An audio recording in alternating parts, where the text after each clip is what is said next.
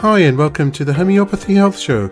I'm Atiq Ahmed Bhatti, a fourth generation homeopath with over 25 years of professional experience and practice in this field of healing. The Homeopathy Health Show is the online voice of homeopathy around the world, promoting and raising awareness of this truly unique system of healing, which is suitable for all ages, young and old. Every week I invite guests from the world of homeopathy to come and share their experiences, their work, offer insights, and essentially talk all things homeopathy. Why not visit www.liketreatslike.co.uk and click on the radio and podcast button to listen to the latest episodes. So let's begin today's show here on UK Health Radio, the world's #1 talk health radio.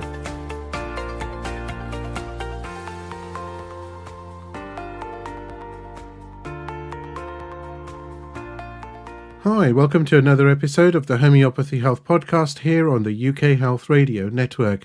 I do hope you're well and I hope you've had a pleasant week. Now, my guests on today's episode are Doctors Bhawisha and Shachindra Joshi from Mumbai in India. They're also known as the Dynamic Duo. What a splendid tag indeed.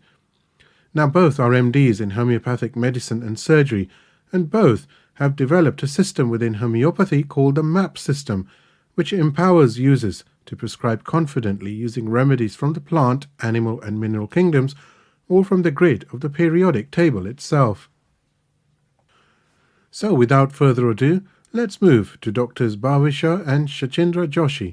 Doctors Bhawisha and Dr. Shachindra, welcome to the Homeopathy Health Podcast here on UK Health Radio. And we're very happy to be here. You know, I'm thrilled that I'm joined today by the Dynamic Duo. And you may know, if you're my age, you'll certainly know, certainly from the West, that there was a show called Batman and Robin and in the 1960s, right? And they were referred to as the Dynamic Duo. And I'm talking original Batman. I'm not talking about the reincarnations of. Although having said that, Christian Bale was really a fine Batman, I must say. Oh, yeah, anyway, he was. He was, wasn't he? But I digress. But yeah, so it's a name that sticks. And I have to say, with the work that you're doing, and we're going to find out more, of course, today, you indeed are dynamic. Oh, thank you. Yes. What's interesting is that you're based in Mumbai, in India, and of course, that's where you're joining us from today. But the fact is that you're so very busy with your MAP system, which we're going to talk about in some detail today in the podcast. And you're busy with workshops and seminars, and of course you're seeing patients, and then there's books, and there's so much more. And this is not just local; it's all over the world, and that's also a real service to humanity, you know. And I must applaud you both for what you're doing, because for the listeners, and you know this, that I can always see the guests, but because it's an audio podcast, you'll be able to see the Dynamic Duo, of course, on my socials when I do the promos and the trailers, of course. But you both look very inspiring and very energized. Thank you. Thank you. We've been in this for about 25 years now. I think next year, Shachindra and I celebrate our 25th wedding anniversary. Wow, congratulations. Thank you. Next week, you said? Next year. Next year. Okay. All right. I'm going to remember that. Next year in April. And so that's 25 years of practicing homeopathy. And I think before that, in India, it's a very rigorous schedule. So 5 years of learning medicine and homeopathy. So it's a long 30 years, which have been very, very rewarding, I would say, for us, and we are blessed. You know, that's a very important word that you just used, blessed, because, you know, when your heart and soul truly is in service, and I refer to homeopathy as a service to humanity, because that is what it is, right? We're serving humanity through homeopathy. There's many facets of service to humanity. But the blessings then do come, because if your heart is in the right place, then you know, you get blessed with sometimes knowledge, sometimes creative skills, sometimes you just have certain qualities which can further help patients. And that is such a It's such a nice place to be in, isn't it? It's actually very humbling, I must say. It is. So I always tell our students and assistant doctors is that when a patient comes to the clinic, it's easy to prescribe. But when with homeopathy, those little pills, we can help people realize and transform their lives. That is the eureka and aha moment we try to seek in every patient. And I always tell our assistants, try to help to the patient to that depth. That is what our science enables us to. And that's beautiful.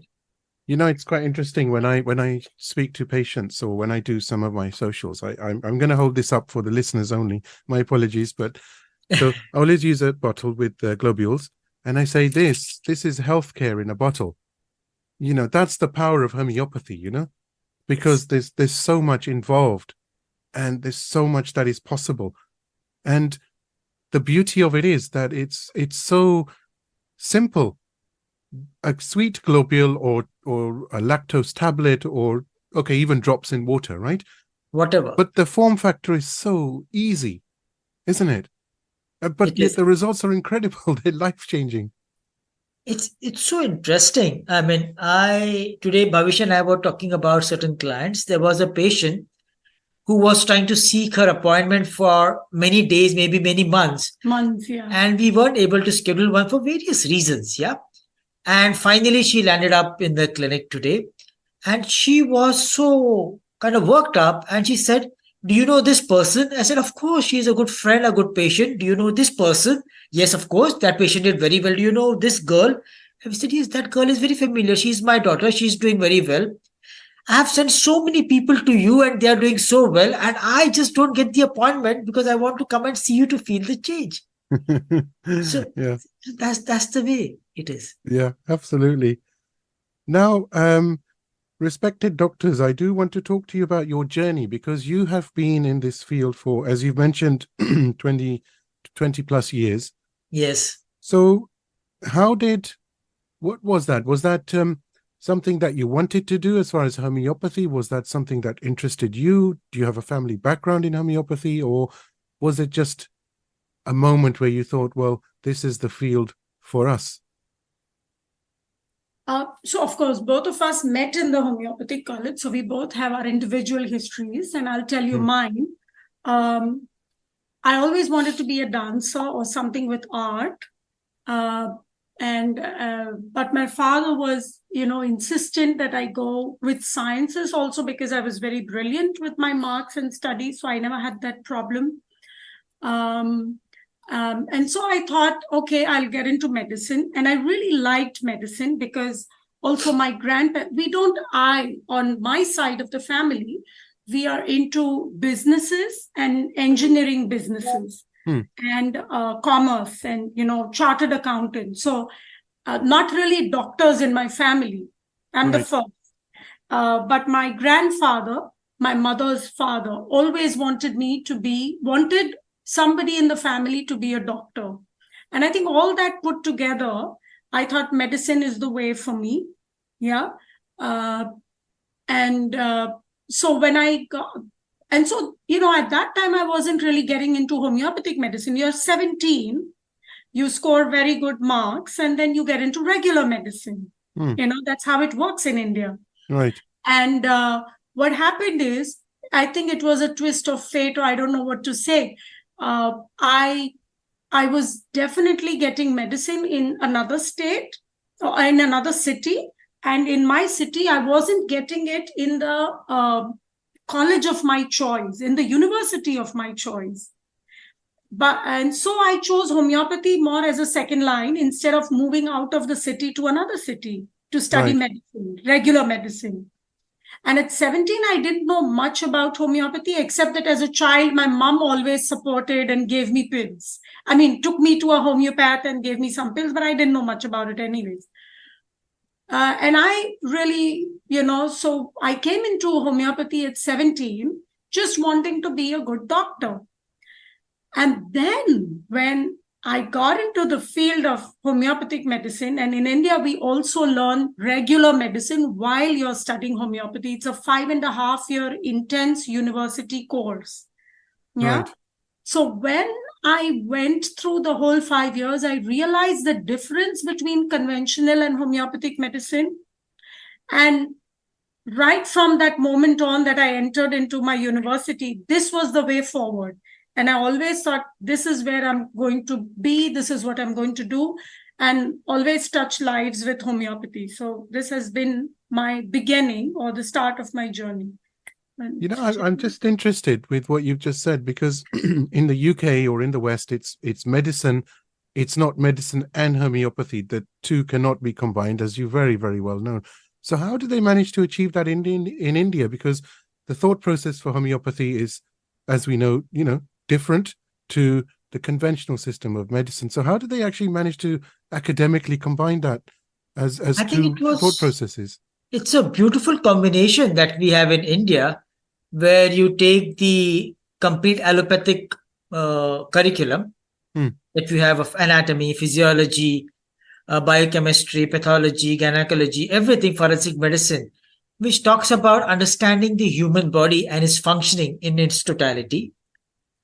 But here, in place of pharmacy, which is an important subject right from first year to the last year, where in the regular medical college they would talk about the allopathic pharmacy and the pharmacology, here we were introduced to organon, homeopathic pharmacy, and homeopathic materia medica. So the medical treatment part, along with the learning of the so-called human body, was fused with the medical part of homeopathy.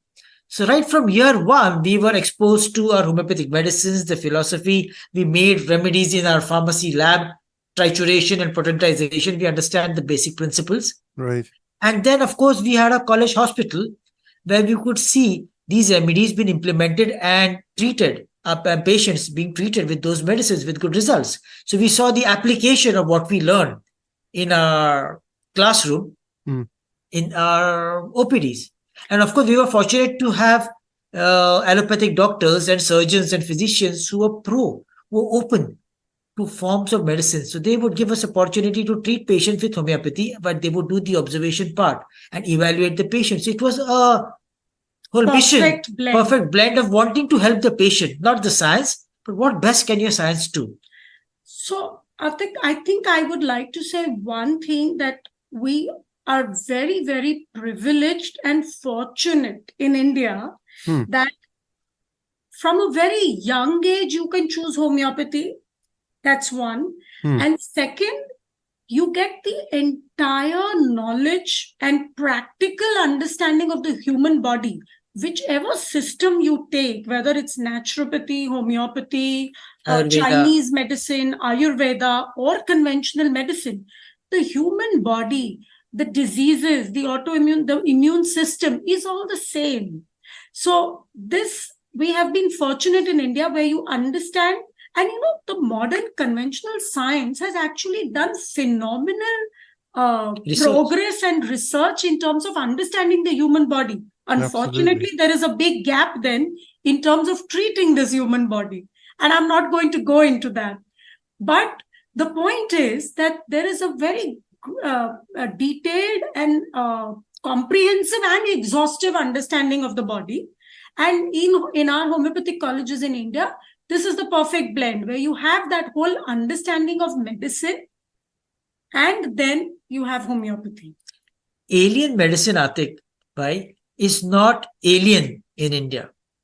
So India always thought of holistic treatment. So modern medicine, natural medicine, homeopathy, Ayurveda, home remedies, everything were part of are still very much a part of our culture and our living. So when a certain physician practices a certain science, he doesn't immediately become so animus towards the other science. So there is an openness to understand that, okay, there is a possibility and we blend. I agree with you. My parents are both, my parents were both from India, as my grandparents and my great-grandparents, of course. I talk to hundreds of people literally a month, around the world, homeopaths and students, and because of the podcast and other things that I'm working on. And India is that place at this moment which is so homeopathic.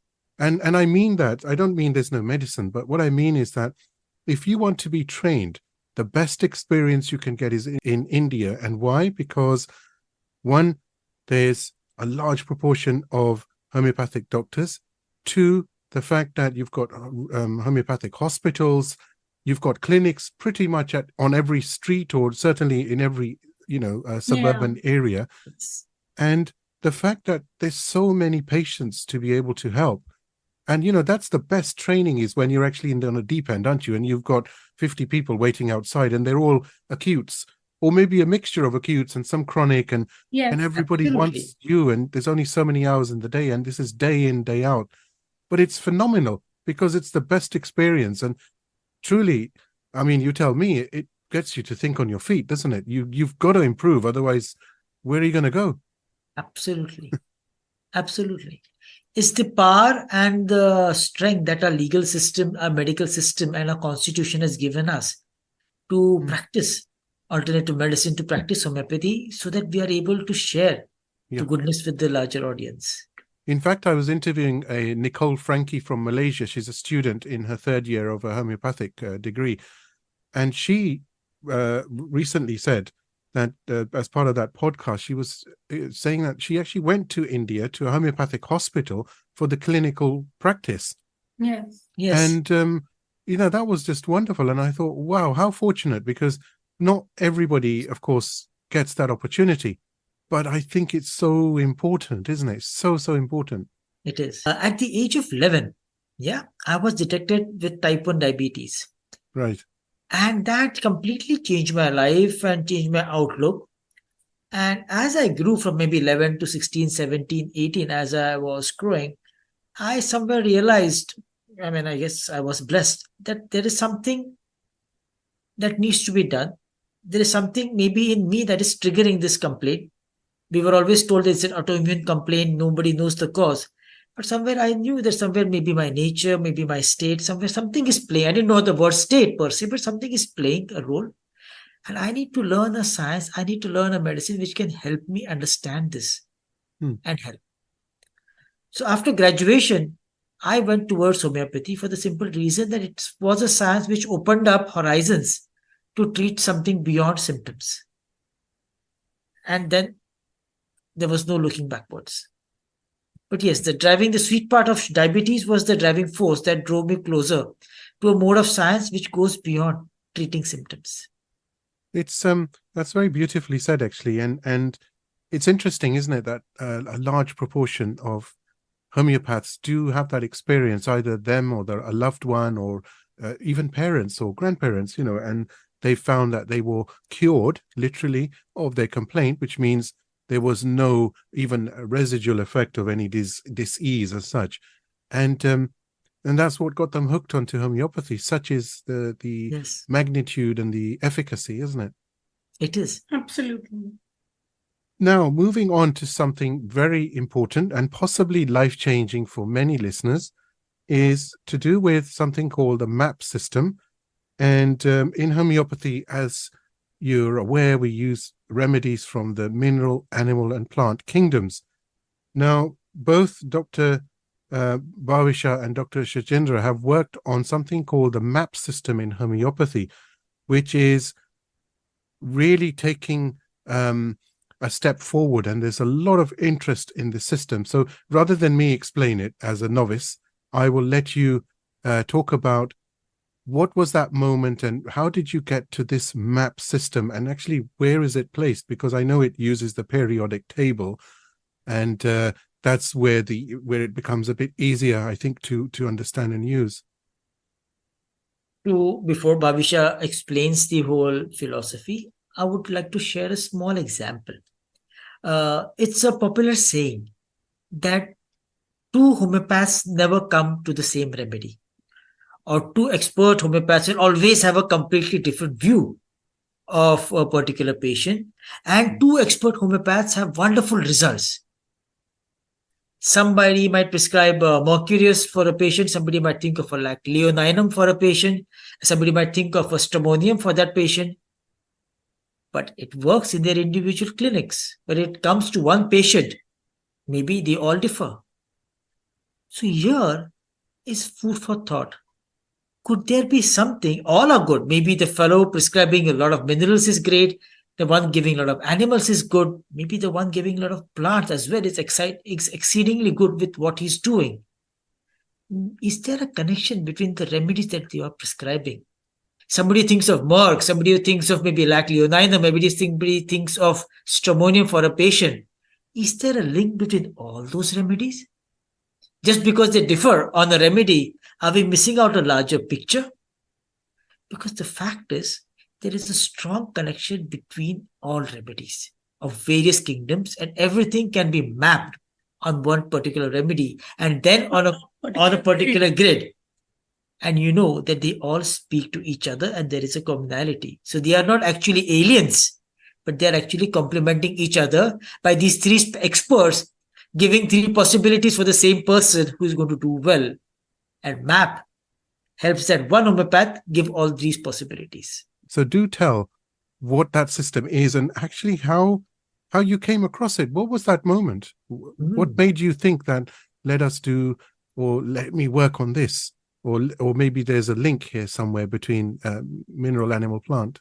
So I'm going to take you a little bit into history, to understand this, because when you understand our journey, you'll be able to appreciate the whole depth of this system. And you will be able to appreciate one very important thing, which is that this system is not a theoretical concept of our minds. It is a practical truth. It's a universal truth, which we just happen to discover in our clinic. Okay? So I'll tell you what, so we have been practicing and teaching homeopathy since 2000. And my initial years, from 1999 almost, I've started teaching. And my initial years, I would say from 1999 to 2004 or 5 were, the energy that we had as homeopaths, specifically me, was I had to get it right. I had to do it very well. And everything had to be picture perfect. Every case had to be, very well organized, and every symptom had to match. The loop had to be well closed, That's a sign of a true professional, by the way. Yes. Yeah. But I will then tell you what is the sign of a wise professional. Okay. So at that time, I was a true professional, but I was very, very forceful in a way. And I wasn't letting the universe, or I wasn't letting nature help me or show me the path, because everything had to be in my control. Do you see what I mean? Yeah. Now that was good. I agree with you. That was good. It's only now when I look back, I see how it was different than what we do today. Now we go to the next thing. So by 2005, 2006. So we had been practicing from 1997 and up to 2005. I'm talking about all these years. I don't know. About 7 years. 7 years and very good. Years. 8 years almost. Not 6 and 8 years. Good practice, great results. But everything was compartmentalized. A mineral had to be a mineral for a lifetime. A plant patient had to be a plant patient for a lifetime. An animal case, remedies never changed. One compartment didn't go into the other. Each one was watertight or airtight. Okay? Right. Come 2005, 2006, we started to have one of the good things that has been a part of our practices. We always want to learn from our patients. And we want to learn from what is happening in the clinic. Because you learn a lot from your patients. Now, so in 2006 or 7, 5, 6, that time, we started to have some imponderable cases in the clinic. Remedies like Sol, Electricitas, Magnetis pollis arcticus, Australis. And then we started, and a lot of noble gases. So by then I had written my first book. I think 2 books we had written, Nozodes Imponderables and the Minerals, out of our 8 books. Now with the imponderable cases, we started to look more into reading about energy and imponderable remedies. And that pushed me into this whole realm of quantum energy and the fact that everything is dynamic and energetic and not so rigid as it was in my mind. Everything resonates at a frequency. Absolutely. Absolutely. And then in 2007 to 8, there was a huge, I would say, change in the clinic. I think it was a sign from the universe. What happened is some old cases, which we had treated in we were into homeopathy from 1992. We were students then. So we had cases and patients we were treating from 1994, 95. So 10 years already. Some cases who had done very well earlier now came back in 2007, I'm talking about. So 10 years later, some 6 years later. And this time they needed a new remedy. And that was shocking for me. That this is a patient who have earlier given a good mineral remedy. The patient has done well. What is changing in this patient now? Why does he need a new remedy? You understand? And what was interesting at that time, again, as I said, we learn from what's happening in the clinic. So on one side, so I'll give you this example where the whole story has started. It was a woman who did very well on the remedy Argentum phosphoricum. Yeah, she had polycystic ovarian disease. She had, nasal polyps, upper respiratory tract infections, everything cleared on Argentum. But then when she came in 2007 or 8, she was pregnant for the second time. And this time in her pregnancy, she had symptoms. She had severe antenatal depression. And I couldn't help her with Argentum. She was speaking the same language and yet also a different language. And I thought, yeah, that's because she's in a pregnancy. It's the baby speaking. And that can happen very often, that in a pregnancy, the mother takes the state of the baby or the fetus. So at that time, from the way she was speaking and narrating her case, it looked like a very animal remedy. I tried Argentum, did not work, and I moved to Laciquinum. Right. And I had the most brilliant result. Yeah. And not only that, in the pregnancy, she took the remedy very sparingly. She was fine. Post-pregnancy, so then I was not in touch with her. Post-pregnancy, she developed a depression again, postpartum. And I repeated Argentum again. Yeah. Thinking, see, Laciquinum is out of the picture. She's back to her own mineral self. You know what? Argentum phosphoricum didn't help. And Laciquinum, one impotency helped. So higher than what I'd given in pregnancy. In pregnancy, I'd given it in a 200. Now, after that 1M, she came back to me. She had lost all that excessive weight in just 2 to 3 months. She was glowing. The postpartum depression was gone. Not only that, she came and she begged me. She said, why didn't you give me this remedy 8 years ago? Why didn't you give this remedy more frequently in pregnancy? I am such a changed woman. Of course, your earlier remedies helped me, but this one has taken me way further, And I thought, how could a mineral change into an animal? You see what I mean? Because my thought process was a mineral kingdom is, very stable. A mineral kingdom patient does not move to an animal kingdom remedy. Yeah. This first put me into a syphilitic state of depression. Was I wrong with the earlier mineral? So I actually went into a depression, and in those days, I remember Shachindra and I had several cases like this, which earlier had done well on a plant remedy and now needed an animal. And now the case I remember very clearly was of an aurum patient. And we had to give him the remedy from the tiger's blood, Panthera tigris. Okay. Right. So I always feel that from this kind of a low, depressed, or you could even say syphilitic state, actually comes out Sora. The miasms are also cyclical. The periodic table is also cyclical. It's not linear from 1 to 7. It's a loop of 1 going back to 7. 1 to 7 and 7 coming back to 1. Yeah. Right. Sora going to syphilis, syphilis going back to Sora. That's explained in my book, in our book, Nosodes and Imponderables. Right. Okay. Now coming back to what I realized. So Shachindra and I, what we did at that time is we now started looking at all these cases and trying to see what was similar in the earlier 10 years ago case and the case now, and what is different. Yeah. And that was the eureka moment where we saw there was a common thread between the argentum and the equinum, common thread between the aurum and the Panthera tigris.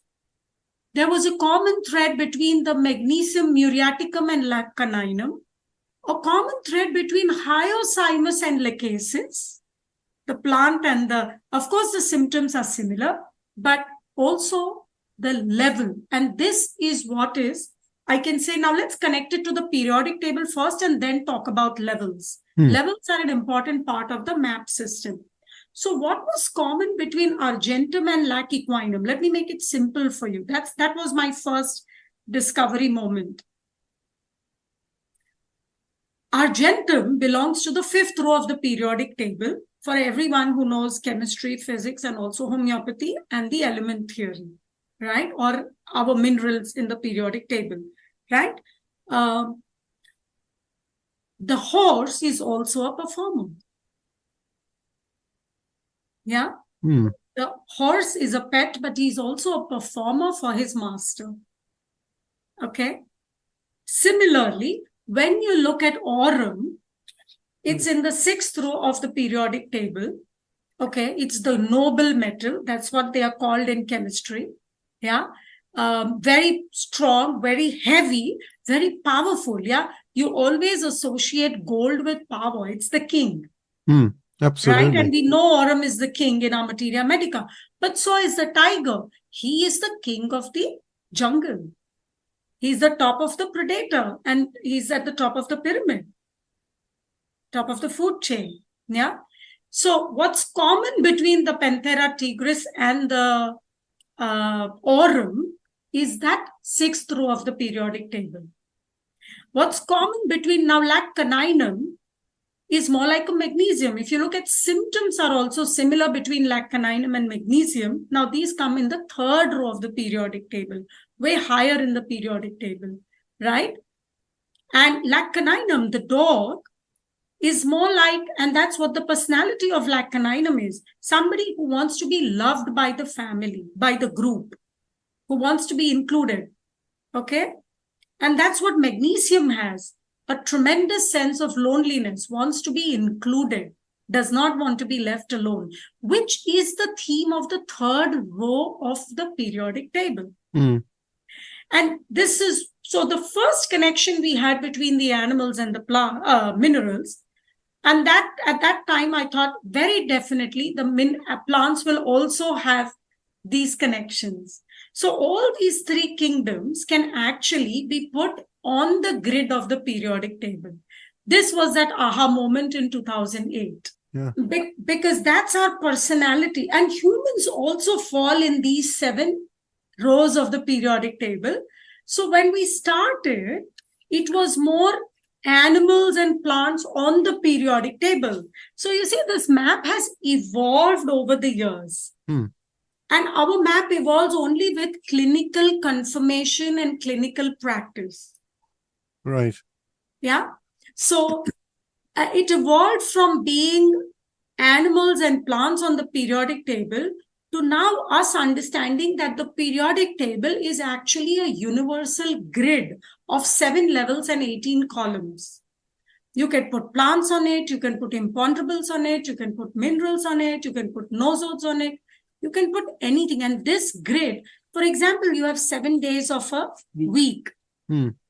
You have the cycle of 7 years in Chinese medicine. You have the 7 chakras. Now, this is also the time my father was doing my father's an engineer by profession, always had a business. And then this was the time he was also retiring and moving into spirituality. And he started, and meditation. So he is now basically into yoga, meditation. He's also written a book which we have published. Okay. So I started helping him because he wanted to know the endocrinal glands connected to the 7 chakras. And I said, wow, you have the 7 here too. So you see how things started connecting for me. And then Shachindra and I worked on it, and we realized that this 7 of the periodic table is the most beautiful gift to mankind. It's not just 7 rows, it's 7 levels of development that a human goes through from birth to death. Yeah. That animal, plant, everyone can go through, and everybody can therefore be placed on this table, and we can use these connections to heal ourselves and our patients. We've got the lanthanides, and I know you've done some great work with Dr. Jan Scholten, of course. And where's the link there? Which remedies are linked? Because the lanthanides are very unknown as such, but they're very, very powerful indeed, aren't they? And how are you linking that with the animal and plant kingdoms? Right. So before we go to the lanthanides, I do want to also say, wanted to complete that loop from a true professional to a wise professional. Okay. Yeah. So what happened when we understood these connections? You know what I realized is I don't need to be so rigid, and I don't need to be so much in control and so uptight. Yeah.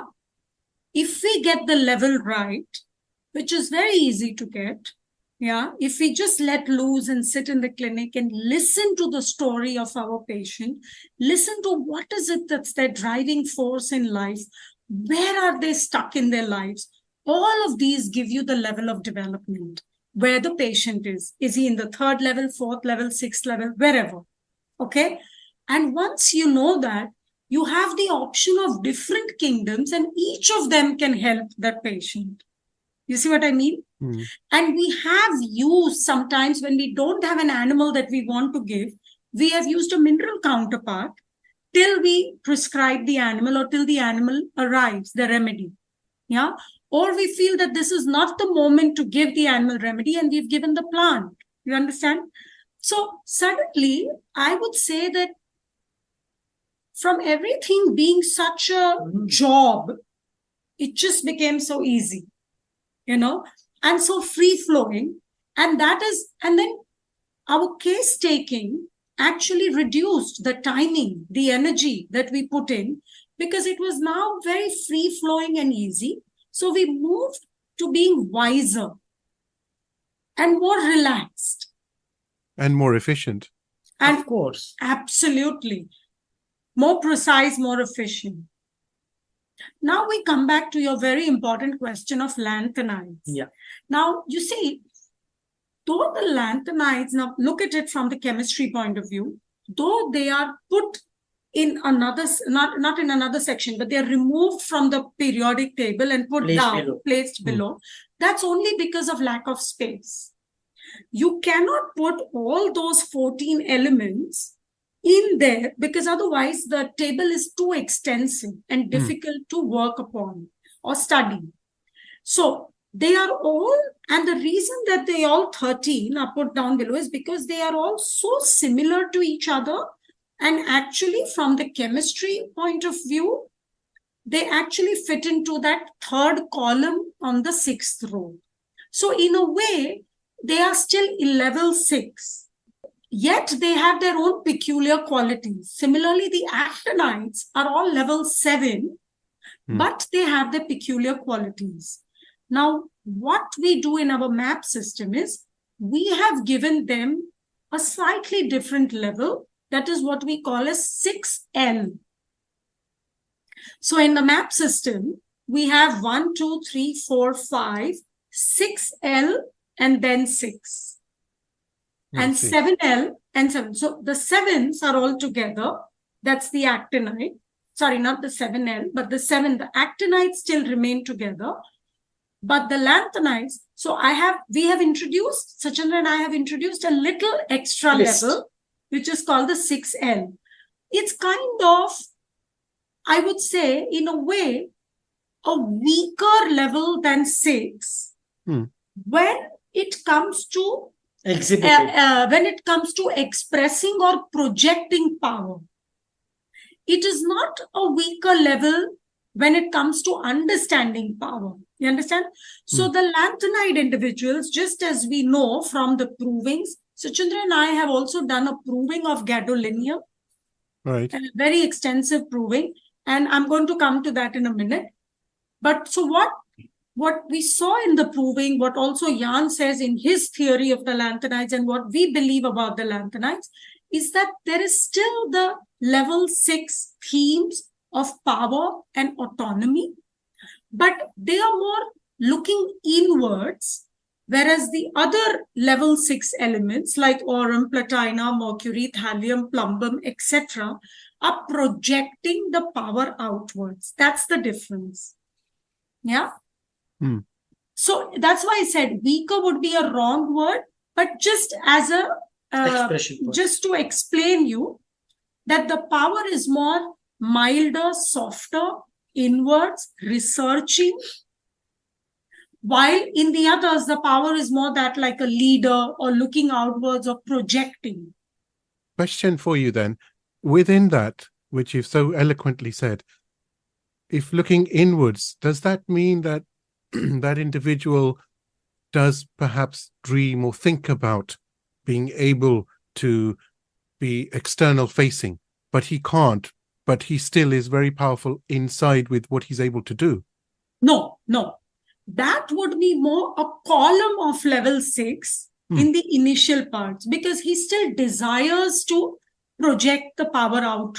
What I'm saying is somebody who does not desire to project the power out, but is more spiritual, looking inwards. How can I improve myself? How can I create a universe that's more autonomous? How can I help other people to seek their own power? So they are leaders who are more insidious and more, I would say, subtle power. Subtle. I had a patient maybe 6 hours back in the clinic, and that patient is into fragrances and fragrances. He says, I said, how big? What are your ambitions with your business? He says, I want my fragrances to be everywhere. So any supermarket that I walk into any part of the world, I go to Chile, I go to Peru, I pick up a vial and I smell. I said, I know the product that is giving this fragrance is my product. It said, any part of the world I walk in, I know that behind this product is my fragrance which is doing the job. I'm not interested in having my label, but I know that my fragrances is in every part of the world, in Russia, in Moscow, in anywhere I go. It is my product which is talking. So it is power. It's a very subtle power. It is behind the scene power. It's not an obvious power. That's the lanthanide quality. That's the lanthanide quality. But now, when we did the proving of the lanthanides, we, of specifically gadolinium, we all had this spiritual connections and a feeling that we understood something, or we had the power to transform ourselves, to feel empowered within, and also to help others without really being noticed. Yeah. And the other thing we had is we had dreams of birds. And I thought, what do the birds have to do with gadolinium? Okay. Then when we started putting the animals and the birds on the different rows of the periodic table, we have a book called Mammals, which is completely mammals on various levels. Then we have a book on birds, which is birds in different 9,000 birds. We've put them into different levels and columns so that it's easy for the prescriber to use all these birds. Right. Okay. And of course, we have the invertebrates also. But coming back to when we started working on all of this, we realized that the raptors, that is your eagles, your falcons, your hawks, and owls. Owls are not raptors zoologically, yeah, but we have put them in the same group because they are also birds of prey.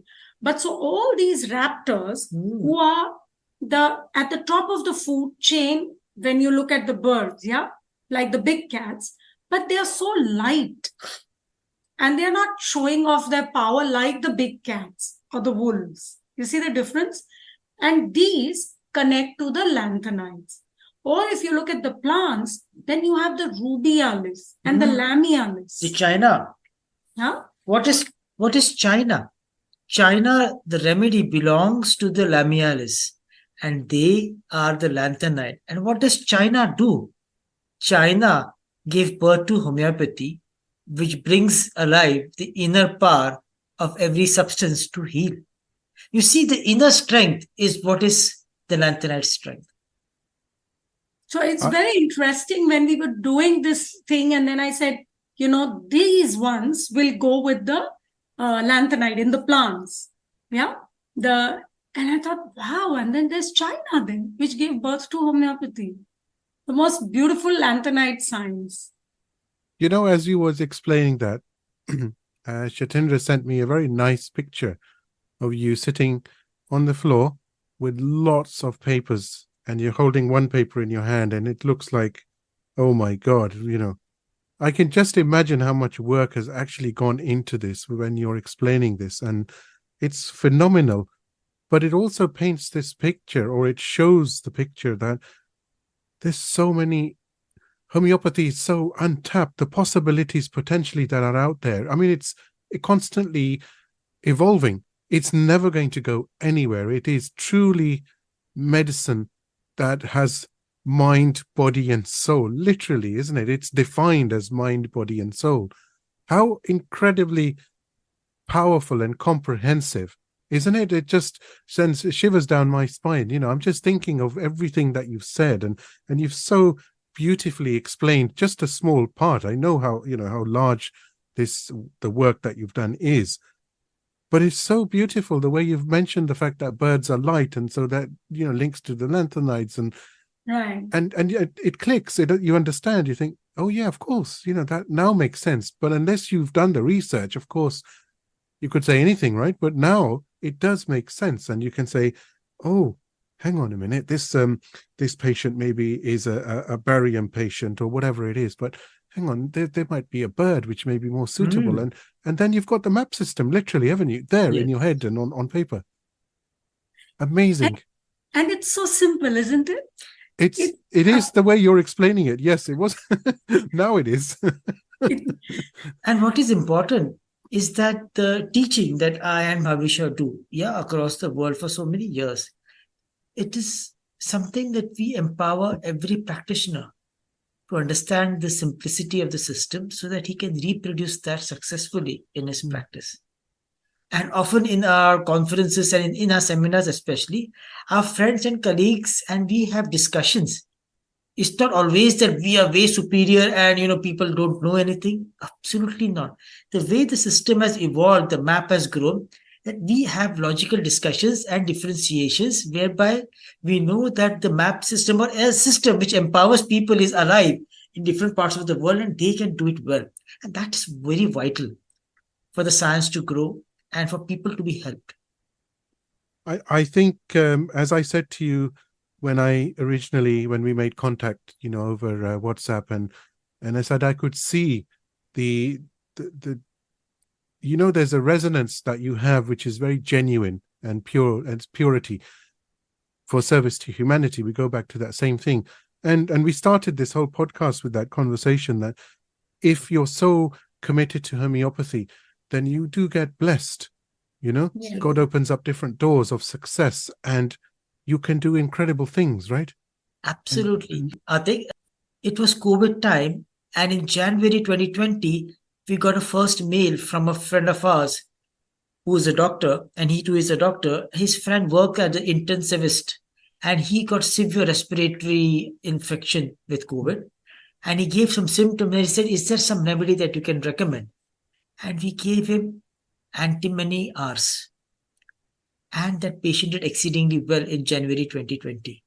That was the first connection with COVID where we hadn't seen. We just spoke an email, few lines, and we asked him what are the symptoms. We said, give him antimony Rs. Post that, when COVID struck India, we said this is the time for us to go out and help people. When everybody was staying home lockdown, we wrote a letter to our Prime Minister on the 26th of March on Twitter. We said, these are the remedies, because from the symptoms and that we gathered from friends and colleagues all across the world, it looked like arsenic will be a good remedy, bryonia will be a good remedy. We said, please start using and give it to people, because people will be helped. Next, we went around the whole city of Bombay, and people were quarantined, and they were locked up, and there were policemen standing to stop people coming out. And we discussed with Bhawisha. I said, these policemen have no clue what infection they are dealing with. They are just standing there, poor people, and they are completely exposed to this virus. We need to help them. And we went about giving about 6,000 to 8,000 free remedies from our clinic to all police forces, because we wanted people to be helped. And what is interesting, just because Shachindra brought up this whole thing, this talks about blessing. Yeah. So the first thing, of course, with COVID is because we were so sure about our homeopathy, and the last few and all the last years of practice, we knew we would be able to help. We knew we can find a genus epidemicus, if not one, at least a couple. Yeah. And I do believe that there can't be one, depending on different regions and different, at least there's a cluster of group. Genus epidemicus. There are groups. Now, it was difficult for our assistants to also come in because of quarantines and this and that, and, lockdowns, quarantine, but also lockdown. We managed to do it just by ourselves. The assistants would actually do things online. Shachindra and I were on the ground, and because as doctors, we could travel, we could do everything. We put in our level best, sent out remedies to about 50,000 people, treated so many COVID cases on phone and on Zoom calls. And majorly free of cost. Yeah. Most of this, while other doctors and hospitals were making money. Times of crisis is not to make money. It is to help the community. Money follows. And then what happened is, during this time, Shachindra and I had started off, or rather we were building a trust, a homeopathic trust. Our trust is called the Ekayan Trust and Ekayan Homeopathic Trust and Foundation. Yeah. Now we were building this trust, and it needs a lot of paperwork and a lot of legalities and formalities. And we were kind of stuck, with this, because how much do you do all this bureaucratic work when you're, also practicing and teaching, blah, blah, blah. Cutting the story short, out of the blue, so while we were trying to help, there are some patients of ours who are in the police force, in the income tax department, and they all came to help us in the way that they started donating to us. They said, if you are doing this work and you are putting out free medication, we would like to help you. And I don't know how, but in these last 2 years, we also managed to get our trust formally established. While COVID is going on, the toughest time, we actually managed to establish our trust, get its ATG certificate, which means tax refunds. Yeah, tax rebate. Sorry, not refund. And some of the best people of the city started donating to our trust and everything, and it all went afloat so beautifully, And so I think it is a blessing that you do something, and the universe always blesses. I believe that this is the time, COVID was the time for homeopathy to shine, because it had the capacity to help. It had symptoms that could match, and it could really help so many lives. So it's kind of a big boon, unfortunately, one would say that, for homeopathy to blossom. That I went to ask you, and that you, of course, probably have to share as well. And it has been an absolute honor and privilege to have you on the first part of this special podcast. Thank you so very much. Thank you. Thank you so much. And we've also thoroughly enjoyed this conversation and this, discussion and interaction, this exchange. Yeah? I do hope you've enjoyed this week's episode of the Homeopathy Health Show. Please do support the show by clicking follow on my socials. Remember, the more exposure the podcast receives, the better for homeopathy around the world. You can find me on Instagram by searching for @like_treatslike, and on both Facebook and TikTok by searching for @liketreatslike. So let's promote the voice of homeopathy on radio and podcast around the world together. Don't forget to visit me online at www.liketreatslike.co.uk and click on the radio and podcast tab. Here you'll be able to see all the guests that have joined me on the show so far. And of course, you can stream on demand the latest episode to your mobile, tablet or PC. Until next time, stay safe and take care.